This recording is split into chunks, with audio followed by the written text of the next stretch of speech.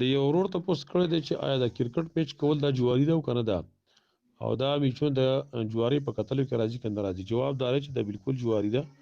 دا بین الاقوامي جواري نه چې دا کیږي هم په دې کې پیسې ښودل کېږي.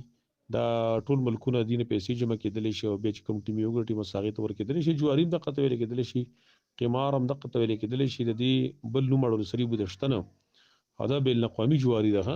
په دې باندې ډېر خلک هغې نه پوهېږي او دا خبرو ته څه ناشنا معلومېږي. د دې کتل چې کوم دی دا بالکل جواري کتل دي او تعجب خبره دا ده چې زمونږ د مسلمانان وروڼه پښتانه وغیره دوی پکې دا خبرې دومره سختې کړلې چې د دې نه د کفر د اسلام جنګ جوړ کو. مخکې به د پاکستان او د انډیا چې کوم میچ ونو هغه به داسې میچ و چې ټول خلک به ته حیران وو. ډېر په جذبه باندې به خلکو دا میچ هغه کتلو او خفه کېدل به چې وبه ویله. لیکن نن دې حتی خبر را ورسېدله چې زموږ مسلمانان خپل منځ کې لکه د افغانستان زموږ مسلمانان وروڼه دي او موږ د هغې وروڼه یو. د دې میچ اوس دې حد ته ورسېده چې یو بل ته کنځلې یو بل ته ردیبه دي او پای کې داسې حد ته ورسېده چې ته بېګې دا دواړه دښمنان دي یو بل.